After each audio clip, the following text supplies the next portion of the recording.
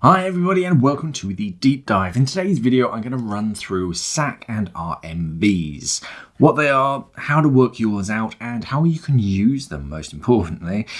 Down in the description and in the timeline underneath here, each section is going to be labelled up so that you can jump backwards and forwards to the sections that you need.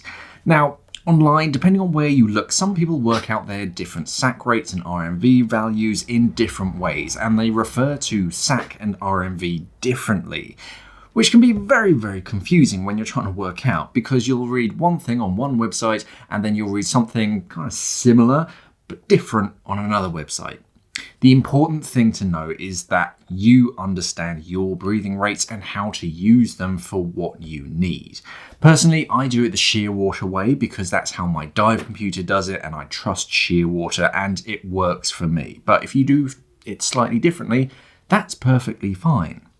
So if you've never heard of SAC rates or your RMV, or you've Googled them to try and find out more but have just gotten yourself even more confused, let's dive a little deeper and talk about SAC and RMV. Both are basically how much you breathe underwater. It's just one does it in volume over time, the other one does it in pressure over time. RMV is your respiratory minute volume, which is the volume of gas that passes into your lungs over the course of 1 minute. So if you took all of the air that you breathed out over a minute and you filled up a balloon, your RMV would be the volume of that balloon. And your RMV will be measured in litres or cubic feet per minute because it's the volume over the course of 1 minute. This will be different for each depth as you go down, as the ambient pressure changes and as the gas density changes with it. Your lungs will literally take more gas to fill at depth because the gas volume is compressed the deeper down you go. Your SAC, or surface air consumption, is converted to surface pressure, so it's fairly constant, but it's measured in pressure per minute, so bar or PSI per minute. The main difference is that your SAC rate is not transferable to different tank sizes. It only applies to the tank volume that you're diving on when you measured it. If you breathe at the same rate on a tiny 3 litre and a twin 12-litre setup, your SAC rate is going to be very different because the rate that the pressure drops as you breathe from each is going to be very different. Working out your SAC rate is very easy. The calculation might look scary if you didn't do algebra in school, but you can break it down into a series of easy calculations.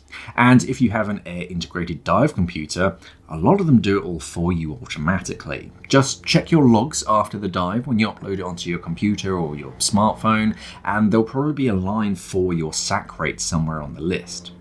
The first thing that you need to do is get as much information on how much you breathe. On a dive, try and get to a key depth, take note of your tank pressure and your depth on a slate or something, and then swim normally for a set time, something like 10 minutes at a constant depth. The longer the better, so that the average that you work out at the end is more accurate. When your 10 minutes are up, you've been swimming for 10 minutes at one depth, look at your gauges and note down your tank pressure at the end. You can do this a whole bunch of times at different activity levels, so working really hard or taking nice and chilled, and different gear configurations as well, so you can get an idea of how your breathing rate changes with different activity levels. Now you can use the entire dive if you wanted to work out an overall average SAC rate, but it would take into account any gas that you use to adjust buoyancy or to put into your dry suit. It'll also take into account the initial dip in pressure when you jump into the colder water and other things like that. So it's best to have a control session mid-dive when everything is settled so that the data is all about your breathing and nothing else. And you can swim those 10 minutes again and again on different dives to update the numbers and see if they change over time. So the first thing that we're going to work out is the tank pressure that you breathed, and then divide that by the time you took. So if you breathed 20 bar on your 10-minute swim, you divide 20 by those 10 minutes, which is 2.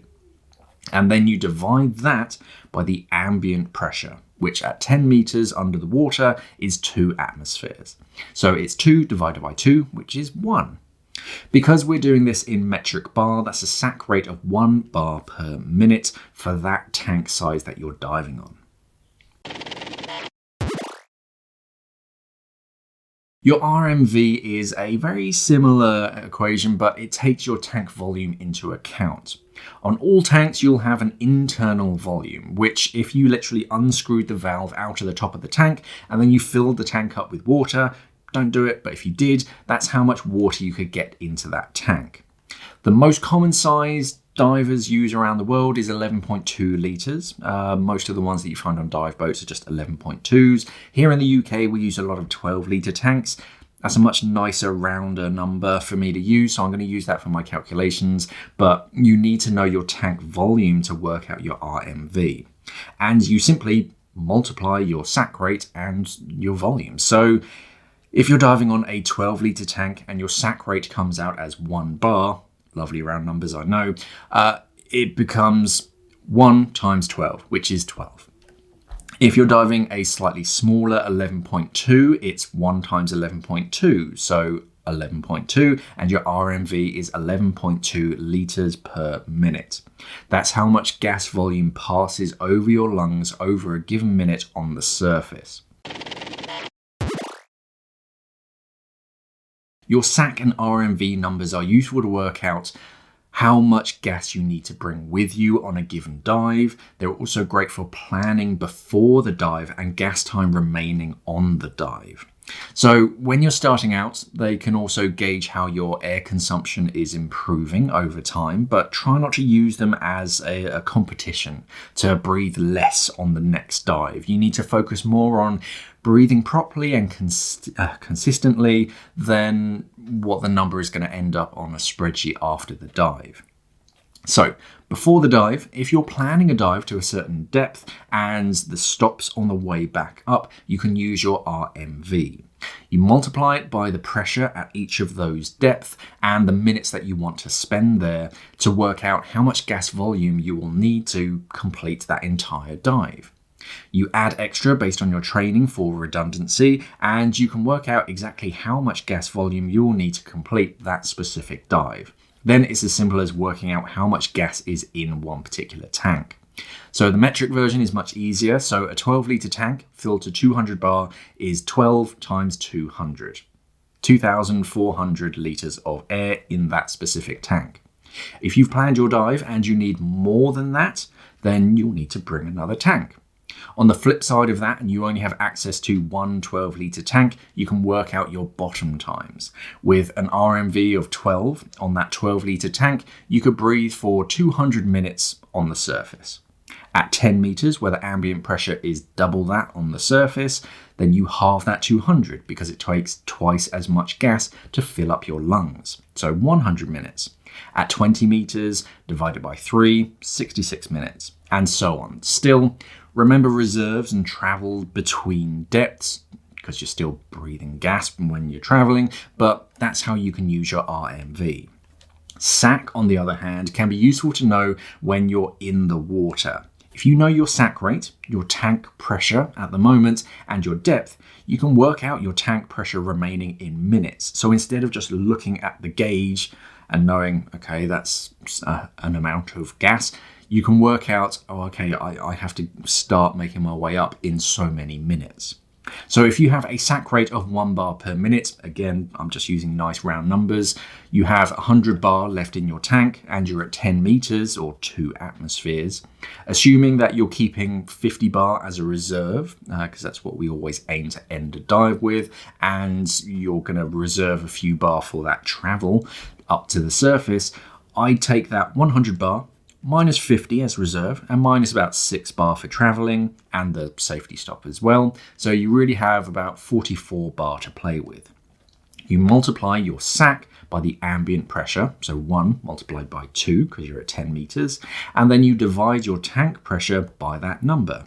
So 44 divided by 2, and that means that you have 22 minutes before you have to start heading up. Your SAC rate and RMV can fluctuate on a whole range of different factors. We don't breathe at a constant rate our entire lives, so if you're diving in cold water, your body is going to be burning more calories to keep warm. You're also wearing bulkier gear, so moving around takes more effort, there's more drag in the water, and you're breathing harder. Current is another obvious one. If you're swimming into current, you're going to be breathing a lot more, and drag from unstreamlined gear. If you've worked out your SAC or your RMV in a lovely warm dive in the Caribbean with no current, or if you've done it on a drift dive, then it's not much use if you're planning a dive in the North Sea. You need to do check dives in that particular area to make sure that your numbers are still accurate for where you're diving. So hopefully that explains SAC and RMV rates, and poor Sean managed to keep up with those calculations on the screen wherever he ended up putting them. We had a whole because science kind of thing planned, but we couldn't get everything together, so poor Sean had to type it up manually. This is how I calculate SAC and RMV rates, but others do it differently, as I said at the beginning, and that's perfectly fine. If you do, then let us know how you do it in the comments below so that we can have some kind of full database for people to sort of work it out, and how everybody calculates their breathing rates in the comments below. Because I'm sure someone's correcting me in the comments as I speak on how to do this, but this method works for me. Hopefully it will work for you, and hopefully it wasn't too complicated. I tried to break it down as easy as I could. The math is fairly straightforward, especially if you have really nice round numbers like I used. But if you break it down into individual calculations, it is pretty easy. If you try and do it all in one calculation, it can get a bit much. But there are some online calculators that do it all for you. Thank you for watching, everybody, and of course, safe diving.